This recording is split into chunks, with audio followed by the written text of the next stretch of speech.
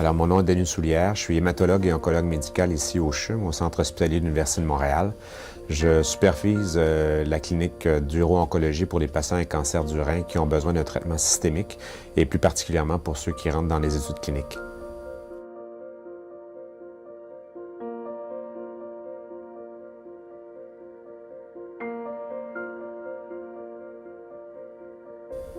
Donc, un cancer du rein, spécifiquement de stade avancé, est un cancer qui n'est plus strictement restreint au rein. Donc, la maladie est initiée au rein, mais lorsqu'elle est de stade avancé, c'est qu'elle a dépassé le cadre du rein, soit aller au niveau ganglionnaire de façon limitrophe ou aller ailleurs, au niveau pulmonaire, au niveau osseux, au niveau hépatique. Donc, dans ce contexte-là, on parle d'une maladie de stade avancé. Quand un patient se présente avec différentes masses, donc une masse au niveau du rein et des métastases qui peuvent être présentes ailleurs, on n'a jamais la certitude à 100% que toutes les masses sont nécessairement liées à un cancer du rein qui s'est réparti ailleurs. Par contre, la probabilité qu'un patient ait en même temps un cancer du rein et un cancer du poumon et d'autres types de cancers est excessivement faible. Donc, généralement, lorsqu'on a une preuve histologique, c'est-à-dire par une biopsie au niveau du rein ou d'une autre métastase, d'un autre lieu, généralement, on va prédire que les autres lésions sont aussi le même cancer qui s'est réparti à différents endroits. Un diagnostic final de cancer du rein, c'est la biopsie. C'est l'analyse en pathologie qui va nous dire, oui, ce qu'on regarde, ce sont des cellules qui ont un aspect cancéreux, qui n'est pas normal et qui ont des caractéristiques qu'on regarde au microscope et qui vont être aidées par ce qu'on appelle de l'immunohistochimie, c'est-à-dire des anticorps qui vont être dirigés contre les cellules du cancer et qui nous permettent de dire, oui, clairement, c'est un cancer du rein, ce n'est pas un cancer du sein, ce n'est pas un cancer du poumon, ce n'est pas un cancer du pancréas, mais véritablement un cancer qui est origine du rein. Donc, on a un niveau de certitude qui vient par le spécimen que l'on a, par la biopsie, ou quelquefois carrément par le rein qui a été pris au complet et dont on analyse la tumeur qui fait partie de ce rein.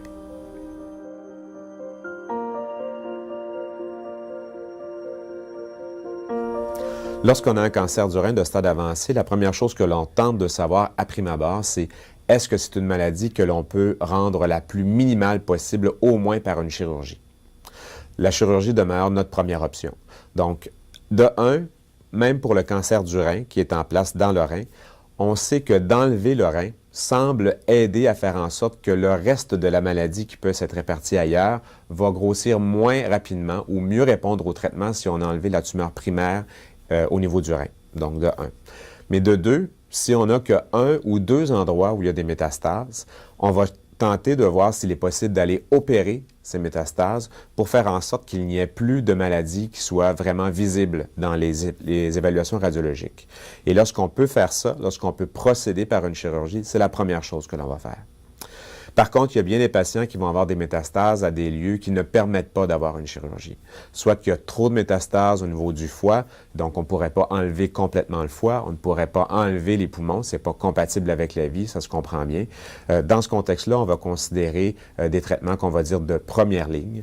Donc, un traitement de première ligne, il y en a plusieurs qui ont été suggérés. Et d'ailleurs, au Canada, on a de façon annuelle ou biannuelle des guides de pratique qui sont faits par des experts en cancer du rein et qu'on essaie de respecter. Et si on se fie aux traitements de première ligne qui sont suggérés par les guides de pratique canadiens, on ira selon des caractéristiques cliniques, soit vers ce qu'on appelle un inhibiteur du VEGFR ou vers un inhibiteur du mTOR. Ce sont deux types de thérapies qui sont possibles dans un contexte de première ligne.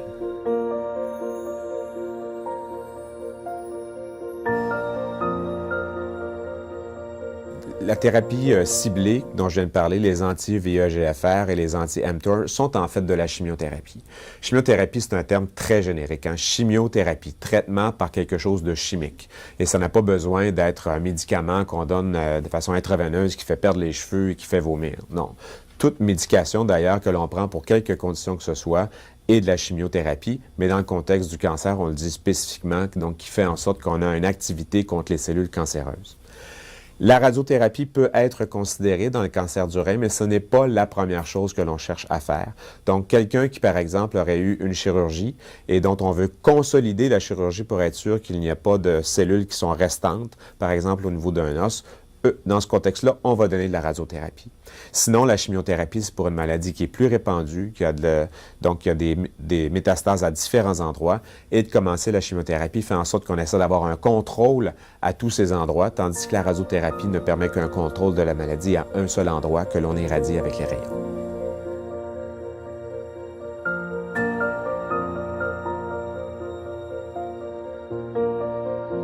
Oui, tout médicament vient avec des effets secondaires.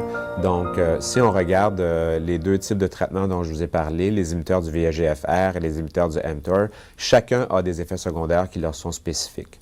Si on prend les inhibiteurs du VEGFR, ce sont des gens qui, avec ce médicament-là, risquent de faire de la haute pression, vont avoir une décoloration des cheveux, vont avoir de la fatigue, vont avoir de l'hypothyroïdie, donc la thyroïde qui va commencer à mal fonctionner dans plus de 80% des cas qui prennent ces médicaments-là.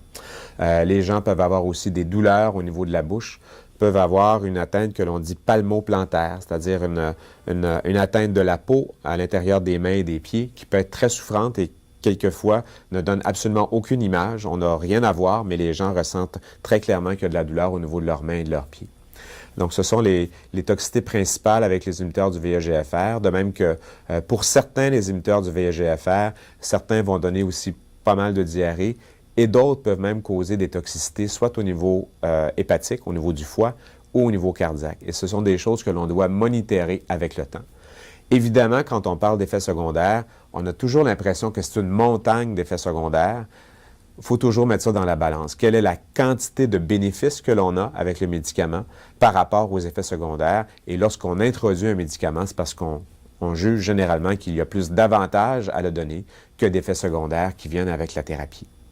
Je vous ai parlé des inhibiteurs du VEGFR, il y en a aussi pour les inhibiteurs du mTOR. Généralement, les effets secondaires avec ce type de médicaments sont différents, mais sont moins importants pour la plupart des patients. Mais on peut causer des désordres métaboliques. Par exemple, on peut causer un diabète. On peut causer des lipides qui vont être très élevés, donc le gras, le cholestérol dans le sang qui vont augmenter de façon significative.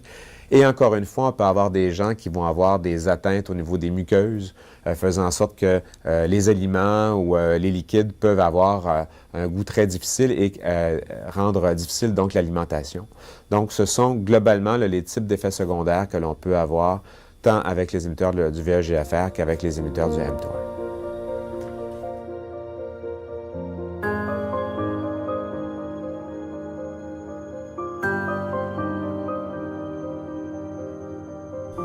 Donc, à prime abord, il faut considérer le fait que quand quelqu'un a un cancer du rein, la plupart des gens qui ont un cancer du rein sont déjà dans leur 6e, 7e décade. Donc, plusieurs sont déjà à la retraite. Donc, pour l'aspect du travail, c'est un peu plus difficile à évaluer parce que quand on regarde la très grande majorité des patients qui ont un cancer du rein, ce sont des gens qui sont déjà retraités et qui serait difficile donc d'envisager est-ce qu'ils seraient en mesure de maintenir une activité professionnelle malgré les effets secondaires. Il y a quand même des gens qui ont moins que 60 ans, qui sont atteints par la maladie. Et encore une fois, le niveau et la sévérité des effets secondaires d'une personne à l'autre est très variable. Il y en a qui vont être très affectés par la chimiothérapie, beaucoup plus de fatigue.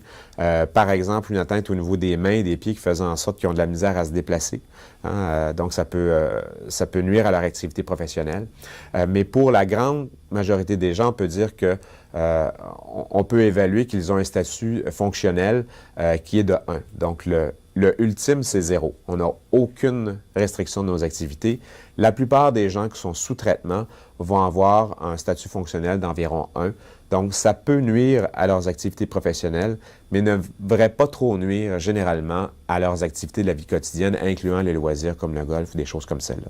Et encore une fois, beaucoup de variabilité d'une personne à l'autre. Certains n'auront que très peu d'effets secondaires, vont être en mesure de voir à toutes leurs activités, incluant les activités professionnelles. D'autres vont avoir une activité qui est plus restreinte, même au niveau de leurs activités personnelles.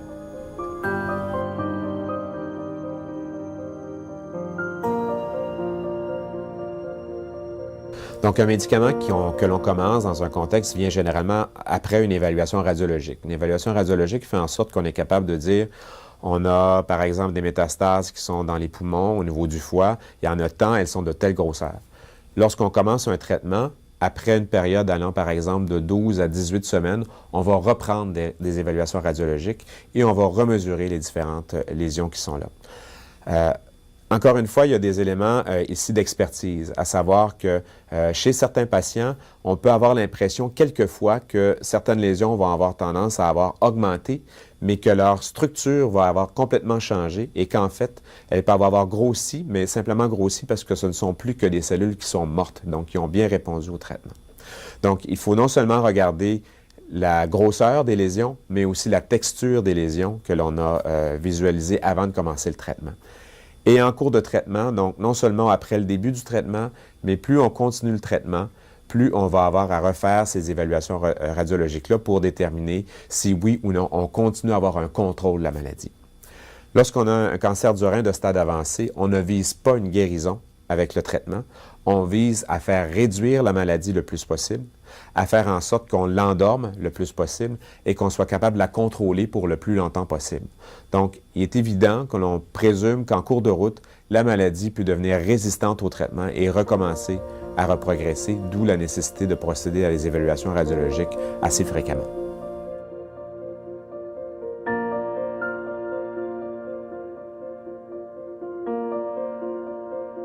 Ce n'est pas tout le monde qui doit nécessairement avoir des scans qui doivent être faits. Il y a différents types d'évaluations radiologiques qui peuvent être faits. Donc, un scan, c'est un examen qui est très précis et qui est surtout important quand on veut regarder au niveau du ventre. C'est un des endroits qui n'est pas facilement évaluable à l'examen physique.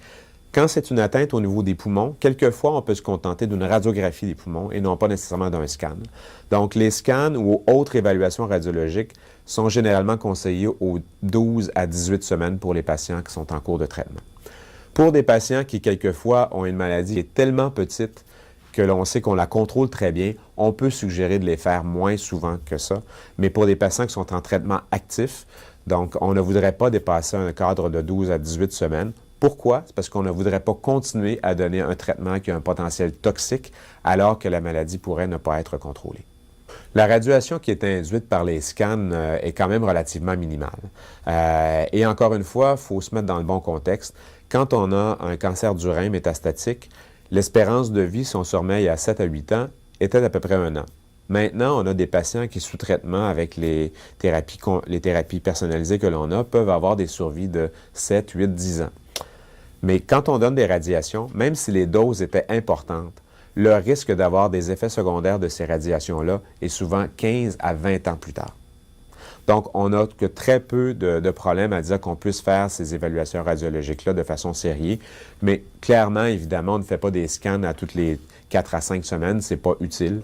On est capable de se restreindre à le faire aux 12 à 18 semaines, comme j'ai mentionné.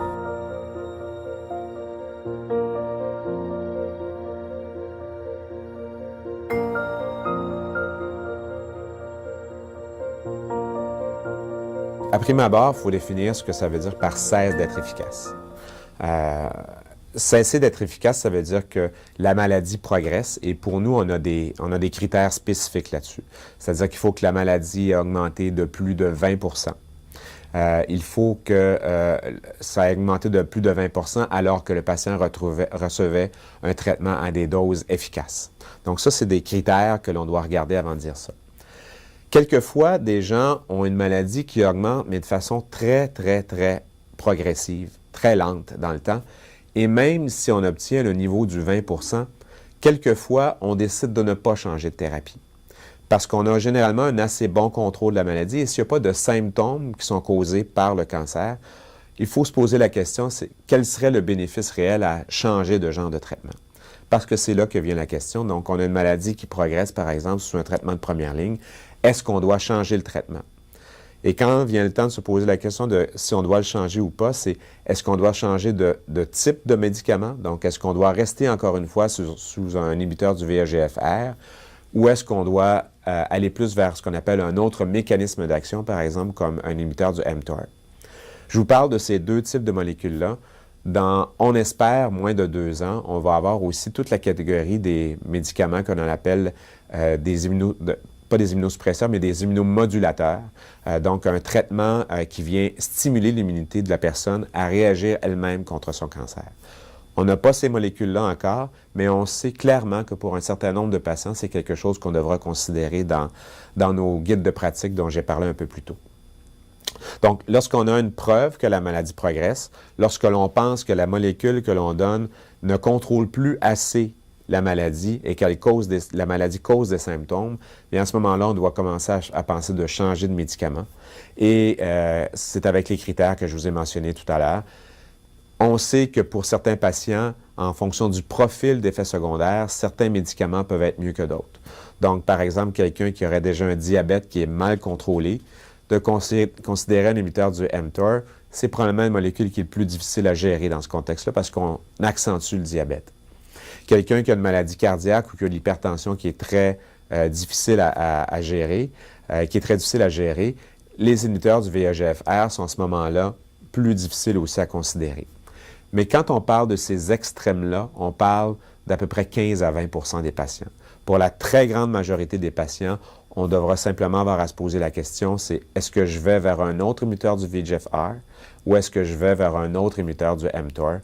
Et encore une fois, on a des guides de pratique spécifiques qui ont été développés à cette intention-là et qui sont disponibles pour les cliniciens au niveau du Canada.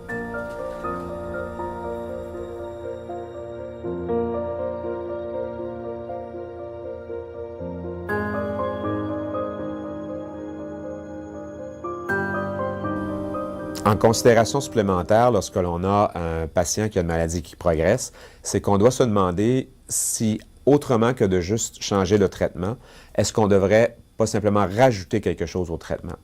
Par exemple, chez quelqu'un qui aurait une lésion qui progresse seulement à un endroit et que le reste de la maladie est très bien contrôlé, on pourrait se demander si on ne devrait pas procéder par une chirurgie pour enlever la maladie simplement à cet endroit-là où la maladie n'est plus contrôlée et continuer le même traitement pour le reste des lésions qui, elles, semblent continuer à répondre au traitement. La chirurgie, c'est une option. On peut considérer aussi pour certains, quand ce n'est pas une chirurgie, qu'il est possible de faire de la radiothérapie. La radiothérapie, il y en a plusieurs modalités. Certaines fois, on va appeler ça de la radiothérapie stéréotactique, donc qui est très ciblée par tomographie, par IMRT. Donc, ce sont tous des termes très techniques.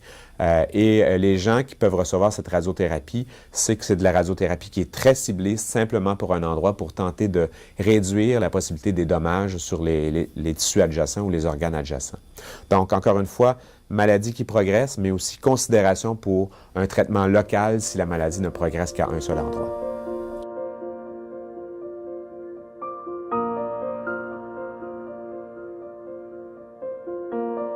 Dès la découverte d'une maladie qui est métastatique, qui est avancée, on doit toujours considérer les études cliniques à prime abord. On a toujours encore et beaucoup à faire pour le cancer du rein. Malgré la grande avancée qu'on a eue depuis une dizaine d'années, on a eu des gens qui n'avaient aucune réponse au traitement à plus de maintenant de 50 des patients qui ont une chance de bien répondre à un traitement de deuxième ligne, de gens qui avaient une survie de moins d'1 an à des survies qui vont maintenant à plusieurs années. Donc, malgré ça, on n'a pas guéri cette maladie-là et ça laisse très clairement la place pour de nouvelles molécules qui doivent démontrer une efficacité encore plus grande pour faire en sorte qu'on ait un meilleur contrôle de la maladie et qui sait même pour certains voir à éradiquer la maladie et considérer de ne plus avoir à les traiter à un moment donné.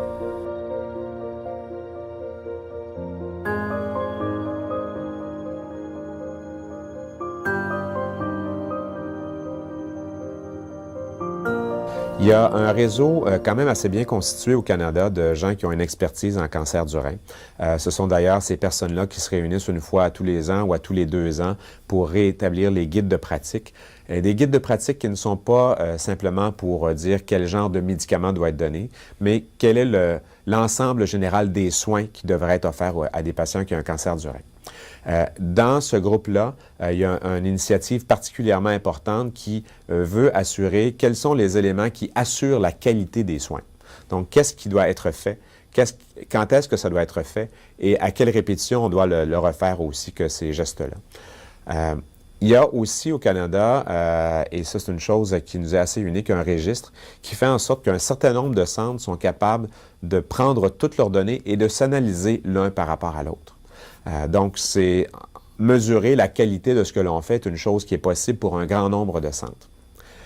Il y a sans prendre l'exemple spécifique du cancer du rein, il y a des données très spécifiques qui nous montrent que si certains médecins ou certaines équipes de soins, ce n'est pas que le cadre d'un simple médecin, mais d'une équipe de soins, lorsque dans le contexte d'une équipe, on traite moins de 5 ou de 10 cas de cancer du rein par année, on n'obtient pas assez d'expertise pour être capable de prendre les meilleures décisions pour assurer la plus longue survie pour ce patient-là.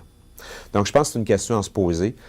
Comme patient, est-ce que je suis dans un centre qui est considéré un grand centre, un centre qui voit suffisamment de patients pour être capable d'offrir une expertise de soins qui est adéquate au moment opportun?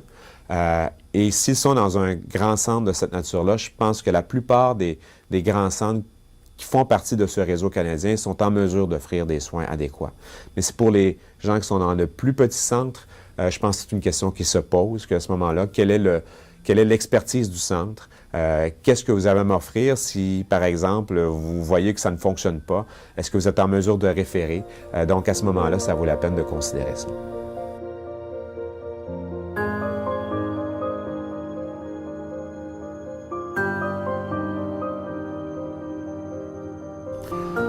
Autre que simplement les éléments diagnostiques et les éléments thérapeutiques, il y a beaucoup de banques de données qui ont été constituées.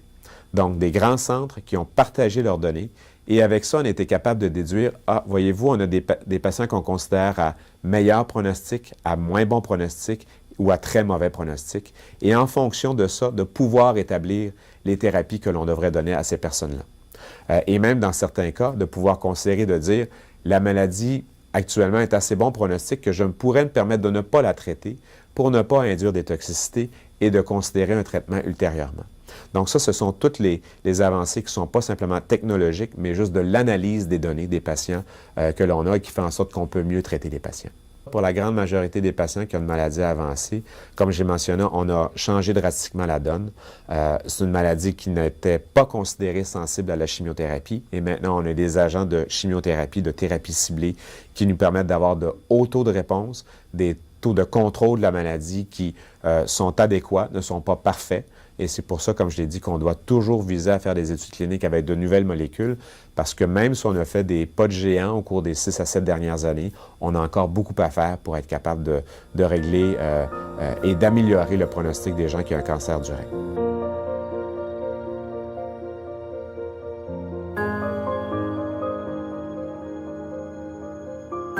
Non, ce cancer-là n'est pas guéri.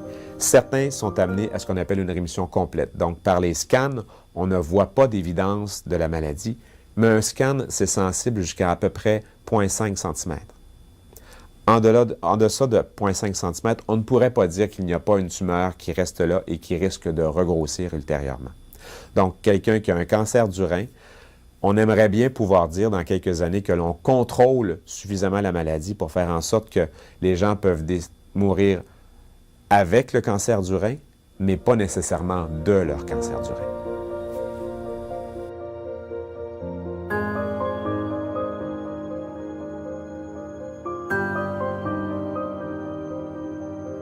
Bien, de un, je pense que c'est un peu l'ensemble de ce que j'ai mentionné auparavant, de pouvoir poser bien des questions pour savoir est-ce que je dois être traité à ce moment-ci, quelle est ma meilleure option thérapeutique, est-ce qu'on devrait pour moi considérer de la chirurgie ou des médicaments, de sentir qu'on est dans un contexte où on a une équipe derrière soi et pas simplement une personne que l'on risque de pouvoir voir une fois par 6 semaines.